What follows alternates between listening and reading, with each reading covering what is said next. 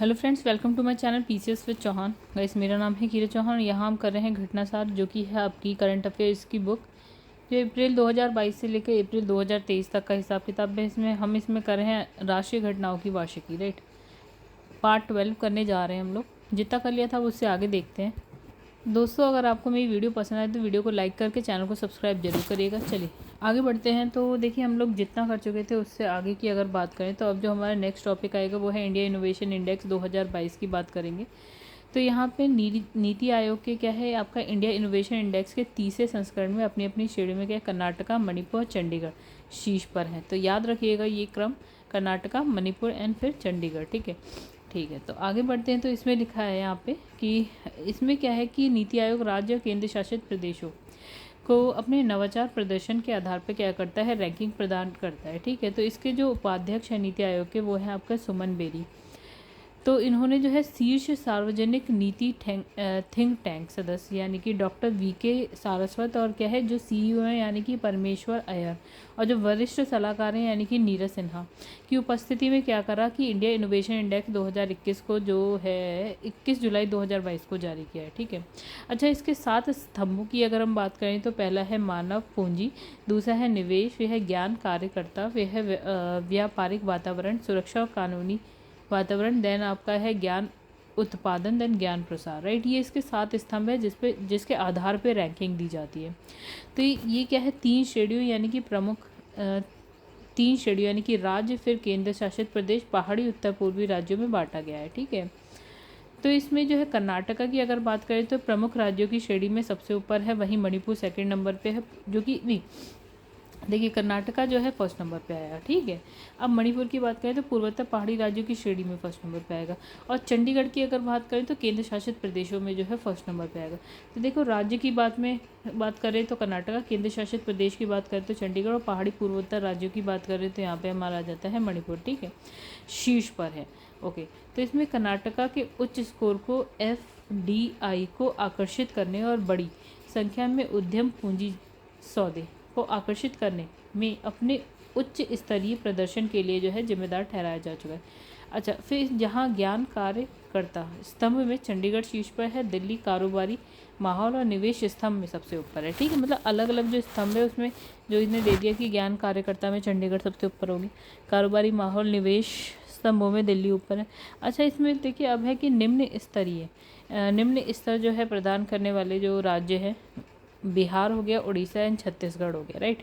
अच्छा, यहाँ पे रैंक देखिए तो कर्नाटका और फर्स्ट नंबर, सेकंड यहाँ है तेलंगाना, देन हरियाणा, महाराष्ट्र, ठीक है, और देन तमिलनाडु, पंजाब, उत्तर प्रदेश, केरल, आंध्र प्रदेश और झारखंड। ठीक है, तो ये है जब राज्यों की हम बात कर रहे हैं तो ये रैंकिंग है। ठीक है, लेकिन अगर हम बात करते हैं पूर्वोत्तर और पहाड़ी राज्यों की तो सबसे ऊपर है मणिपुर, जैसे कि हम जानते हैं। देन है उत्तराखंड है, मेघालय, अरुणाचल है, आपका हिमाचल प्रदेश हो गया, आपका सिक्किम, मिजोरम, त्रिपुरा, असम और नागालैंड हो गया।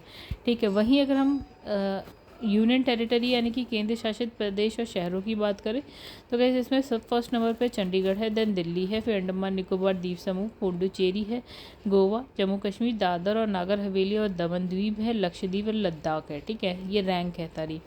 चलिए नेक्स्ट यहाँ पे अगर बात करें तो अरुणाचल प्रदेश और असम के बीच क्या होता है, सीमा विवाद समझौता। ठीक है, अब यहाँ पे क्या है, इसके ये जो दोनों राज्य उसकी सरकारों ने अरुणाचल के नामसाई में क्या किया, आयोजित मुख्यमंत्री स्तरीय बैठक में नामसाई घोषणा पर हस्ताक्षर करके 7 दशक यानी कि 70 साल पुराने सीमा विवाद को सुलझाने की दिशा में कदम आगे बढ़ाया। ठीक है, फिर इस मामले में क्या है, तीसरे दौर की चर्चा के बाद क्या हुआ कि जो अरुणाचल प्रदेश के मुख्यमंत्री यानी कि पेमा खांडू और जो समकक्षीय असम के मुख्यमंत्री यानी कि हेमंत बिस्वा शर्मा ने क्या करा, नामसाई घोषणा पर क्या है, हस्ताक्षर कर दिए। ठीक है, 15 जुलाई 2022 को। ठीक है, अब इसके मुख्य प्रमुख बिंदु की बात करें इस समझौते की तो क्या है, दोनों राज्यों के बीच जो है 804 किलोमीटर लंबी क्या है, सीमा रेखा। मतलब आप ऐसा समझिए कि जब आप यहाँ पे ऐसे करके बनाते हैं तो ऐसे करके जो बनाते हैं यहाँ पे आता है असम, मान लेते हैं। ठीक है, ये वाला पूरा आ जाता है असम वाला एरिया, और ये हो गया आपका अरुणाचल प्रदेश।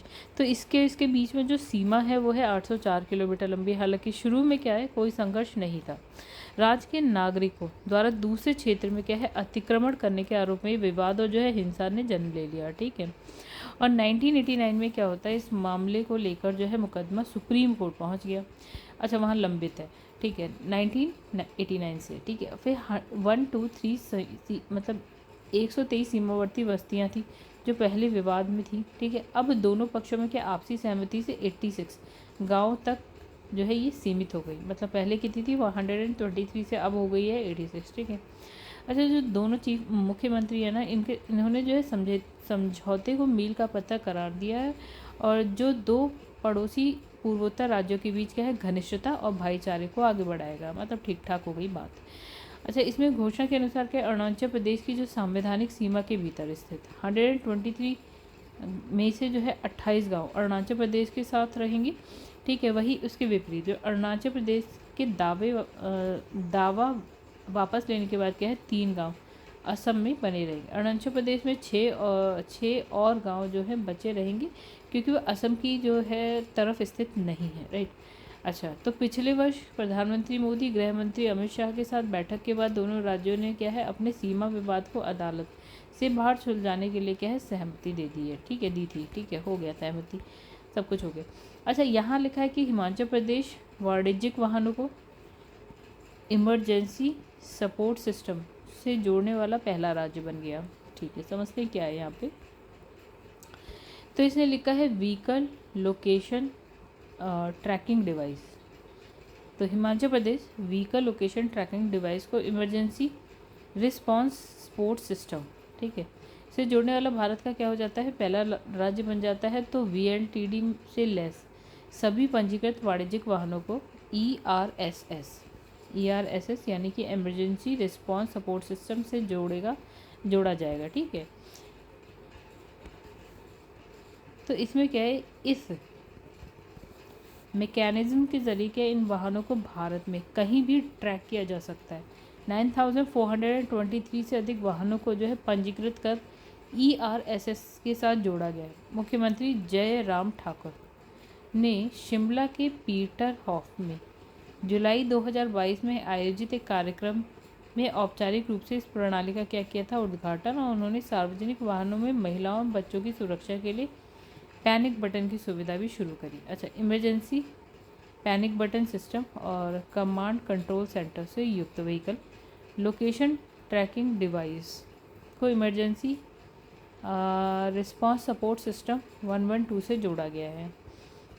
जब संकट के समय इस पैनिक बटन को दबाया जाता है तो ये सैटेलाइट के द्वारा 112 पर जो है सिग्नल भेजेगा, और इसके बाद जो सिस्टम है संकट में व्यक्ति को जोड़ेगा और क्या है, पुलिस को सतर्क करेगा। मतलब जो भी है ये जो है, इस पे ये जो है 112 पर जो है सिग्नल चला जाएगा सैटेलाइट के थ्रू, और पुलिस को पता चल जाएगा, ठीक है। अब यहाँ लिखा है दिल्ली स्थित अनंगताल राष्ट्रीय स्मारक घोषित, ठीक है। अनंगताल दिल्ली में, ठीक है। तो दिल्ली में राष्ट्रीय राजधानी क्षेत्र के मेहरौली में कुतुब मीनार के पास स्थित क्या है, अनंगताल को राष्ट्रीय स्मारक घोषित करने का गजट नोटिफिकेशन अगस्त जो है 2022 में जारी किया गया है। तो राष्ट्रीय स्मारक प्राधिकरण के प्रमुख यानी कि अनंत विजय ने इस पर खुशी जाहिर करते हुए कहा है कि ये दिल्ली वासियों के लिए गर्व का क्षण है। उन्होंने मोदी सरकार को भी धन्यवाद दिया। तो मेहरौली में स्थित इस ताल का निर्माण तोमर राजा अनंगपाल द्वितीय द्वारा 1016 में करवाया गया था। 11वीं शताब्दी में दिल्ली की स्थापना करने और इसे बसाने के लिए इन्हें जाना जाता है, ठीक है। फिर अनंगपाल तोमर, ठीक है, ने वर्तमान दिल्ली का पुरी के नाम से बसाया था, और जिसका उल्लेख चिह्वमान नरेश यानी कि सोमेश्वर के बिजौलिया अभिलेख से मिलता है, ठीक है। तो अनंत विजय ने कहा है कि जब हमने 2019 नवंबर में कुतुब मीनार का दौरा किया तो पता चला कि अनंगताल कितना ऐतिहासिक है, और ये दिल्ली के संस्थापक व महान सम्राट यानी कि अनंगपाल तोमर की निशानी है, और इसका राष्ट्रीय महत्व होना चाहिए। तो राष्ट्रीय स्मारक प्राधिकरण की पहल पर भारत सरकार ने गजट नोटिफिकेशन जारी किया। तो नेक्स्ट यहाँ है कि देश की पहली हाइड्रोजन फ्यूल सेल बस लॉन्च हो गई।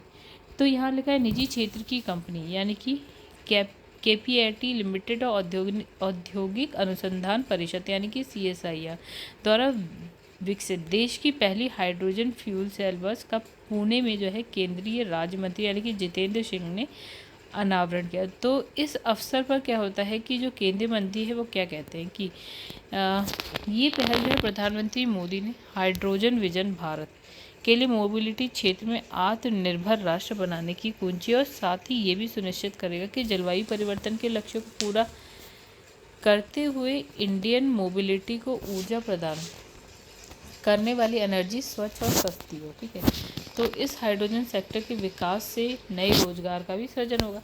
बस में मौजूदा फ्यूल सेल टेक्नोलॉजी हाइड्रोजन और ऑक्सीजन परमाणु को मिलाकर बिजली पैदा करेगी। ठीक है, याद रखिएगा। तो बिजली पानी और थोड़ी मात्रा में गर्मी पैदा करने के लिए जो है दो गैसें एक पारस्परिक बैटरी सेल के समान एक इलेक्ट्रोडो केमिकल सेल में प्रतिक्रिया करती है और इस बिजली का उपयोग बस में लगे जो है इलेक्ट्रिक मोटर्स को चलाने में किया जाता है। ठीक है, नेक्स्ट यहाँ पे कि इससे निकलने वाला एकमात्र उत्सर्जन पानी है, इसलिए यह संभवतः जो है परिवहन का सबसे पर्यावरण के अनुकूल माध्यम है और इसकी तुलना में क्या लंबी दूरी के मार्ग पर चलने वाली एक डिजिटल बस सामान्यतः सालाना 100 टन जो है कार्बन डाइऑक्साइड का उत्सर्जन करती है और देश में ऐसी 10 लाख से ज़्यादा बसें हैं। ठीक है, तो प्रदूषण के बारे में बताया। तो देश की सबसे लंबी मालगाड़ी का सफल परिचालन हुआ। तो भारत की स्वतंत्रता के 75 साल पूरे होने पर क्या होता है, देश में आयोजित अमृत महोत्सव के अवसर पर भारतीय रेलवे ने देश की सबसे बड़ी वो जो है मालगाड़ी का परिचालन ट्रायल सफलतापूर्वक किया। तो भारतीय रेलवे ने इसे जो है सुपर वासुकी ट्रेन नाम याद रखिएगा रखा है। ठीक है, तो इस ट्रेन का परिचालन साउथ ईस्टर्न सेंट्रल रेलवे की तरफ से किया गया। ठीक है, तो इसमें इसलिए का 6 इंजन 295 डिब्बे वाली 3.5 किलोमीटर लंबी सुपर वासुकी मालगाड़ी ने 15 अगस्त को छत्तीसगढ़ के कोरबा से नागपुर के राजनांदगांव के बीच जो है 27,000 टन कोयला लेकर जो है यात्रा पूरी की। नेक्स्ट है कि मंडला बना देश का पहला कार्यात्मक रूप से साक्षर जिला।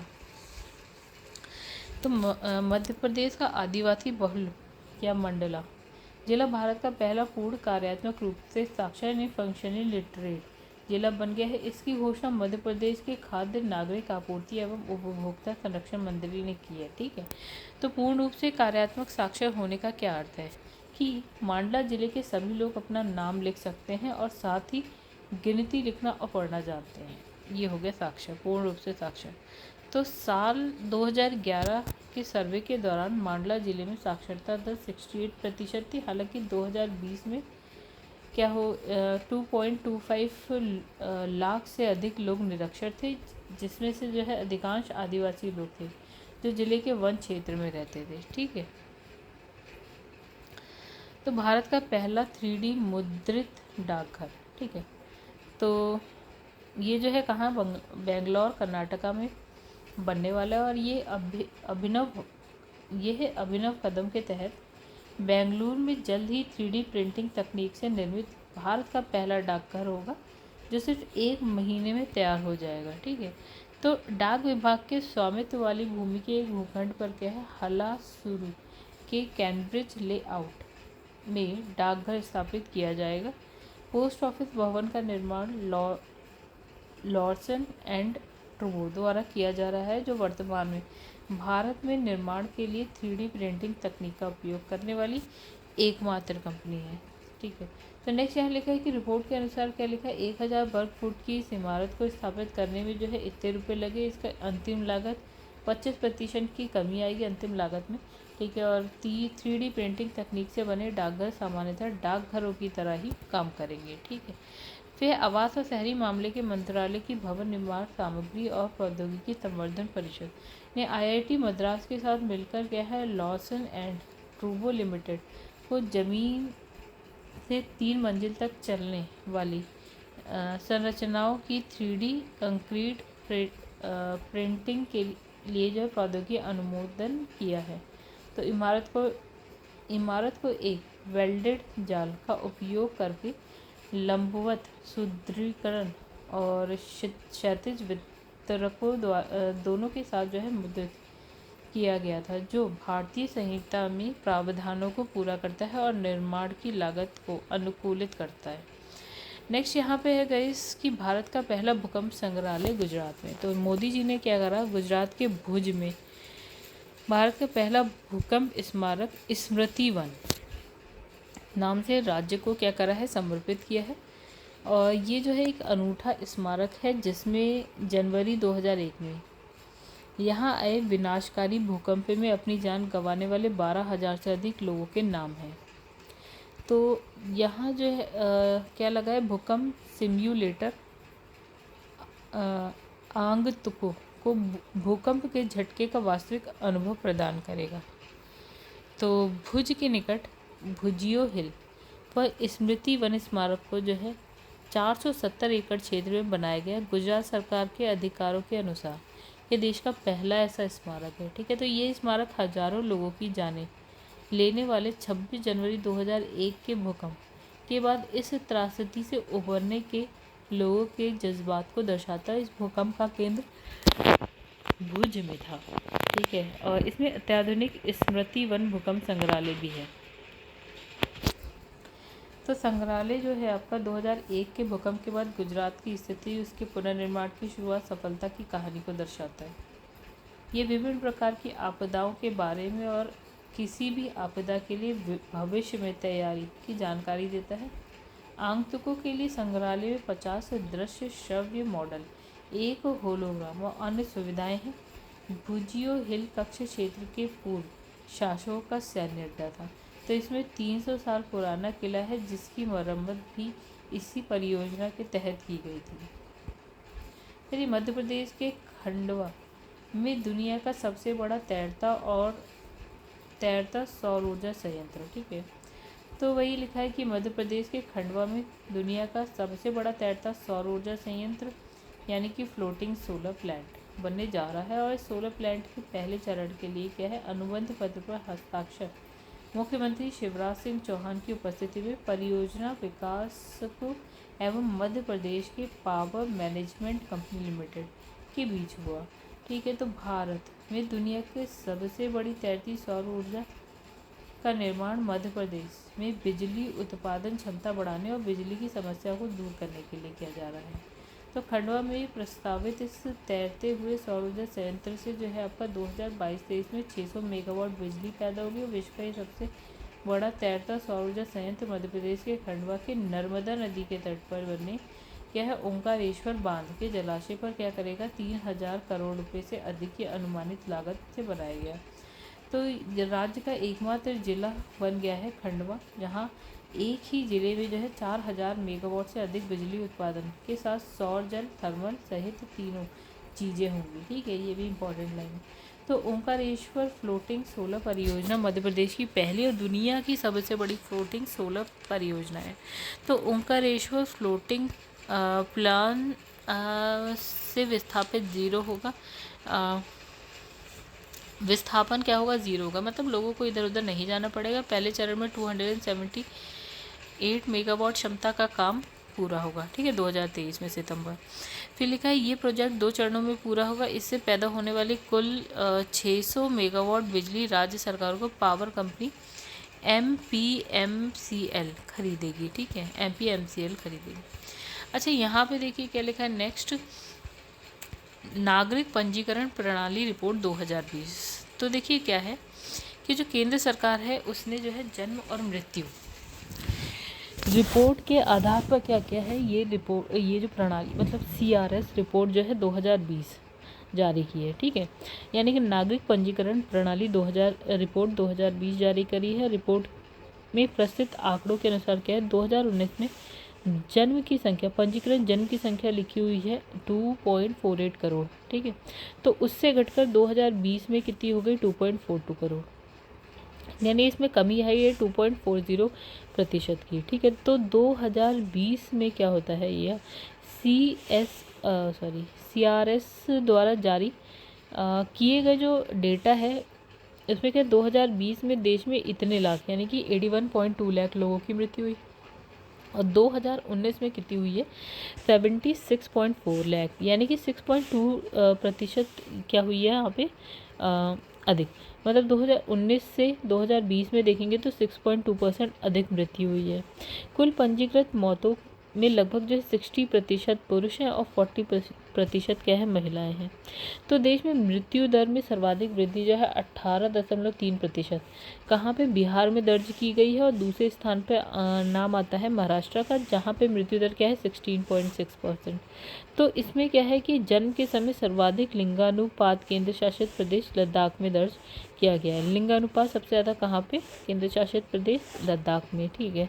तो नेक्स्ट यहाँ पे लिखा है शीर्ष 5 लिंगानुपात वाले राज्य या केंद्र शासित प्रदेशों की बात करें। लिंगानुपात मतलब क्या होता है, महिलाओं की संख्या पर 1000 पुरुषों में। तो सबसे फर्स्ट नंबर पे क्या है आपका लद्दाख है, तो 1000 पुरुषों पे 1104 महिलाएं हैं। सेकंड नंबर पे अरुणाचल है, थर्ड नंबर पे अंडमान निकोबार, देन त्रिपुरा और केरल। और सबसे कम की बात करें लिंगानुपात तो 1000 पुरुषों में आप बात करेंगे तो महिलाएं हैं 880, कहाँ पे मणिपुर में। दूसरे नंबर पे दादरा नगर हवेली दमन दीव आता है। तीसरे नंबर पे है गुजरात, ये देख लीजिएगा, हरियाणा मध्य प्रदेश, राइट, तो ये आप देख सकते हैं। फिर उसके बाद आता है कि भारत की पहली regional rapid transit system train NCRTC को मिली। दिल्ली मेरठ कॉरिडोर के लिए भारत की पहली क्या रीजनल रैपिड ट्रांजिट सिस्टम ट्रेनों का पहला सेट गुजरात के सावली स्थित क्या एल्स्टॉम कारखाने में बनकर तैयार होने के बाद एल्स्टॉम के प्रबंध निदेशक द्वारा पहली RRTS ट्रेन सेट की चाबियां राष्ट्रीय राजधानी क्षेत्र परिवहन निगम को जो है 8 मई 2022 को सौंपी गई, ठीक है। तो इसका जो निर्माण है मेक इन इंडिया पहल के तहत किया गया, और ये जो ट्रेन है 180 किलोमीटर प्रति घंटा की स्पीड से दौड़ेगी, ठीक है। फिर ये जो है ट्रेन जो है उत्तर प्रदेश के दुहाई डिपो ले जाया जाएगा और यहाँ इसकी मरम्मत और संचालन किया जाएगा, ठीक है। उसके बाद है नेक्स्ट कि इसमें जो है लगभग 18% पार्ट्स जो विदेश से मंगाए गए हैं उन्हें भी यहीं असेंबल किया जाता है। तो इन 30 RRTS अल्ट्रा मॉडर्न ट्रेनों को हैदराबाद में डिज़ाइन किया गया और सभी ट्रेन सेट जो है गुजरात के शामली में बनाए जा रहे हैं। तो इस तरह की पहली ट्रेन सराय खाले खां गाजियाबाद मेरठ RRTS कॉरिडोर पर चलेगी, ठीक है। अच्छा, इसमें है RRTS के तहत जो है 17 किलोमीटर का पहला फेज़ 2023 तक शुरू हो सकता है और पूरे कॉरिडोर पर जो है परिचालन 2025 तक होने की संभावना है, ठीक है। अब नेक्स्ट यहाँ पे राष्ट्रीय परिवार स्वास्थ्य सर्वेक्षण की 5वीं रिपोर्ट जारी हो गई है। तो यहाँ पे है कि इसकी जो है 5वें दौरे की रिपोर्ट जो है 6 मई 2022 को जारी हुई। तो इसमें भारत के स्वास्थ्य, जनसंख्या वृद्धि दर, प्रजनन दर जैसे मुद्दों पर चर्चा की गई और NFHS इस तरह के सर्वेक्षण जो है समय समय पर कराता है। अच्छा, इसमें मुख्य बिंदु की बात करें तो जो आपका था NFHS 4, ठीक है। तो ये 2015 से 16 चौथे राष्ट्रीय परिवार स्वास्थ्य सर्वेक्षण से अगर हम 5th वाले की बात करें तो इसमें जो है प्रजनन दर में क्या आई है, कमी आई है, ठीक है। और भारत में प्रजनन दर को प्रति महिला बच्चों की औसत संख्या के रूप में मापते हैं। तो सर्वेक्षण में प्रजनन दर अगर हम 2015-16 की बात करें तो 2.2 से जो आपका घटकर कितनी हो गई है 2 हो गई, तो ये है अच्छी बात। फिर इसमें लिखा है नवीनतम सर्वेक्षण के अनुसार TSR वर्तमान में प्रति महिला 2.1 बच्चों का प्रजनन क्षमता के प्रतिस्थापन स्तर से नीचे है, राइट। अच्छा, 25 से 49 वर्षीय महिलाओं में पहले जन्म के समय क्या है औसत आयु कितनी रहती है, 21.2 वर्ष थी, ठीक है। अब सर्वेक्षण के अनुसार परिवार में निर्णय लेने में महिलाओं की हिस्सेदारी बढ़ रही है। देश में महिलाओं पुरुषों में मोटापा बढ़ा है। हालांकि NFHS के सर्वेक्षण के अनुसार महिला व पुरुष दोनों में मोटापा बढ़ा है। अच्छा, महिलाओं में मोटापा 21 से बढ़कर 24% और पुरुषों में 19 से बढ़कर 23% हो गया। नेक्स्ट लिखा है कि आंध्र प्रदेश, गोवा, सिक्किम ये जो है आपका 1/3 से अधिक महिलाएं व या तो मोटापे से ग्रसित हैं और फिर अधिक वजन से ग्रसित हैं। ठीक है, कहाँ? आंध्र प्रदेश, गोवा, सिक्किम, मणिपुर, दिल्ली, तमिलनाडु, पुडुचेरी, पंजाब, चंडीगढ़, लक्षद्वीप, केरल, अंडमान निकोबार द्वीप समूह। तो महिलाएं 1/3 महिलाएं 33% जो महिलाएं यहाँ पे इन राज्यों की, तो या तो मोटापे से ग्रसित है या फिर अधिक वजन से। तो सरकार के द्वारा जनसंख्या को नियंत्रित करने के लिए कई तरह के प्रयास किए जा रहे हैं। इसके साथ ही वह लोगों को कम बच्चे पैदा करने के लिए प्रोत्साहित करिए। सर्वेक्षण में बताया कि गर्भ निरोधक का प्रसार दर देश में 54% से जो है बढ़कर अब कितना हो गया 67%। और इसके अलावा परिवार नियोजन के कारण भी जो है 13 से 9% की गिरावट आई है। फिर इसमें लिखा है कि NFHS के अनुसार देश के शीर्ष 5 राज्यों की अगर प्रजनन दर देखें जो कि 2.1 से ऊपर है। ठीक है, तो बिहार की है 2.98, ठीक है, और मेघालय की है 2.91, उत्तर प्रदेश 2.35, झारखंड 2.26 और मणिपुर है 2.17। नेक्स्ट है कि देश में बिहार और मेघालय में प्रजनन दर सर्वाधिक और सिक्किम, अंडमान निकोबार में कम। फिर ग्रामीण क्षेत्रों में प्रजनन दर 1992-93 में कितनी थी? प्रति महिला 3.7 बच्चे से घटकर अब कितनी हो गई है 2019-21 में 2.1। ठीक है, तो मतलब प्रति महिला 3.7 बच्चे का मतलब एक महिला पे समझ लो 3.7 बच्चे हैं। ठीक है, ये औसत है। जबकि शहरी क्षेत्रों में अगर हम बात करें तो 1992-1993 में 2.7 थी और 2019 से 21 में जो है कम होकर 1.6 हो गई। तो NFHS के जो 5वें दौरे का सर्वे 28 राज्य, 8 केंद्र शासित प्रदेशों के 707 जिलों में किया गया। ये सर्वे लगभग 6.37 लाख घरों में किया गया, जिसमें कितनी महिलाएं कितने पुरुष हैं ये आप देख सकते हैं, कोई नहीं पूछेगा।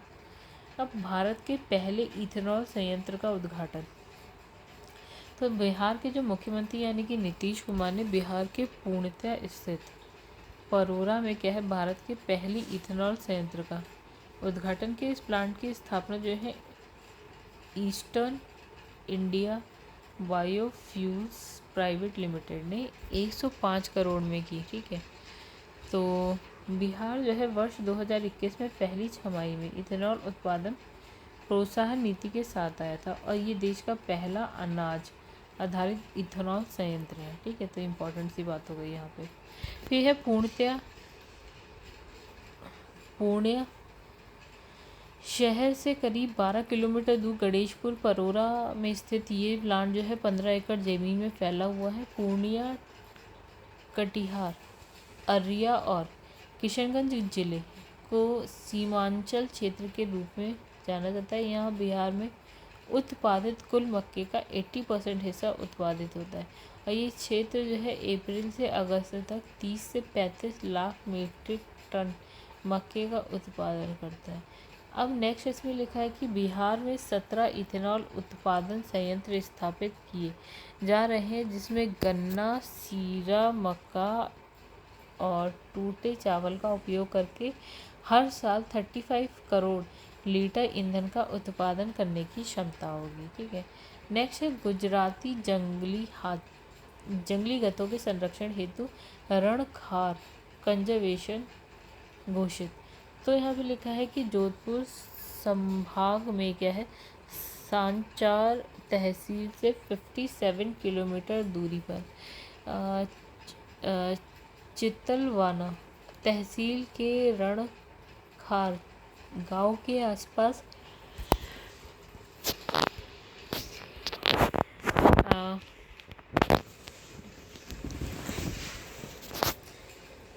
रहने वाले जंगली गधों के संरक्षण के लिए राज्य सरकार ने अप्रैल 2022 में बड़ी घोषणा करते हुए क्या है कंजर्वेशन रिजर्व घोषित किया। तो जंगली गधों के संरक्षण को लेकर 24 अप्रैल 2022 को प्रमुखता से समाचार प्रकाशित किया गया था। तो क्षेत्र में जंगली गधों के अलावा चिंकारा, जंगली बिल्ली, जर्क भी बहुतायत में पाए जाते हैं। वन विभाग के शासन सचिव बी प्रवीण ने इस मामले में क्या है आदेश जारी किया है। तो कच्छ के रण में पाए जाने वाला अनोखा प्राणी गधा है, ना कि घोड़ा है और ना ही दोनों के मेल से बनने वाला खच्चर है। तो घुड़कर के नाम से चर्चित इन गधों का वजन लगभग जो है 250 किलोग्राम है और ये अधिकतम 70 से 80 किलोमीटर की रफ्तार से दौड़ सकते हैं। तो लुप्त प्राय जीवों में होने से घुड़कर को वन्यजीव सुरक्षा अधिनियम 1972 के अंतर्गत प्रथम सूची में रखा गया है। अमिताभ बच्चन ने घुड़कर का जो है कैंपेन विज्ञापन भी किया था। तो गाइस यहाँ पे ना अभी हम लोगों ने क्या है राष्ट्रीय घटनाओं की वार्षिकी करी है। जो नेक्स्ट वीडियो में हम देखेंगे अंतर्राष्ट्रीय घटनाओं की वार्षिकी। तो गाइस यहाँ पे ना वीडियो को एंड करते हैं। अगर आपको वीडियो पसंद आए तो वीडियो को लाइक करिएगा एंड चैनल को सब्सक्राइब जरूर करिएगा।